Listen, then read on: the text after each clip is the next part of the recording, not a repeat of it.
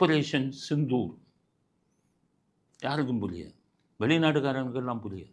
ஆபரேஷன்னா ஆங்கில வார்த்தை, சிந்தூர்னா அது என்னன்னு கேட்குறான் வெளிநாட்டுக்காரன்.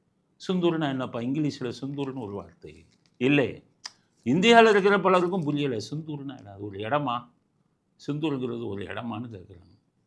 சிந்தூருங்கிறது ஒரு சமஸ்கிருத வார்த்தை. சமஸ்கிருதத்தில் சிந்தூர்னா குங்குமம், நெற்றியில் வைக்கக்கூடிய குங்குமம். 27 பேருக்கு மேலே அன்றைக்கி சுட்டாங்களே, அதில் எத்தனை ஆண்கள் செத்தாங்க. அந்த பெண்கள் எல்லாம் நெற்றி குங்குமத்தை இழந்துட்டாங்க, கணவனை இழந்தார்கள்.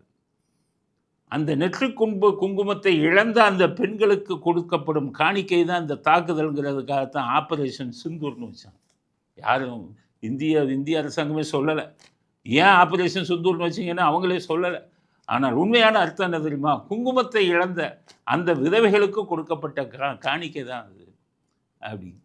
அதனால தான் பார்த்தீங்கன்னா, அந்த தாக்குதல் நடந்த உடனே அந்த 27 பேர் இறந்தாங்களே, அதில் இறந்த கணவன்மார்கள் நிறைய இருக்காங்களே, அவங்க மனைவிமார்களில் ஒருத்தர் சொல்கிறார் என்னன்னு கேட்டிங்கன்னா, இன்று தான் சுடப்பட்டு கொல்லப்பட்ட என்னுடைய கணவரின் ஆத்மா மகிழ்ச்சி அடையும், என்னுடைய கணவரின் ஆத்மா சாந்தி அடையும், என் கணவரை கொன்றவர்களை பழிதீர்த்து விட்டார்கள் மோடி அரசாங்கம், அவர்களுக்கு நன்றி அப்படிங்கிறத சொல்லியிருக்காங்க. அதுக்காகத்தான் ஆபரேஷன் சிந்தூர்.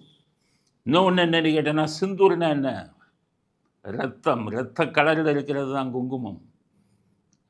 அந்த அப்பாவிகளின் இரத்தத்தை குடித்த தீவிரவாதிகளுக்கு கொடுக்கப்பட்டது இரத்த காணிக்கை தான் அது.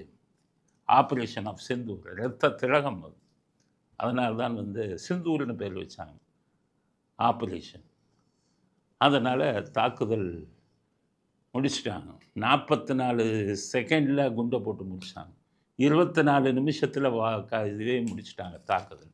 வெளியில் வந்துட்டாங்க. இனி தற்காப்பு மட்டும்தான். இந்தியா இனி போரில் ஈடுபட மாட்டாங்க. இனி அவங்க தாக்குனா திருப்பி தாக்குவாங்க.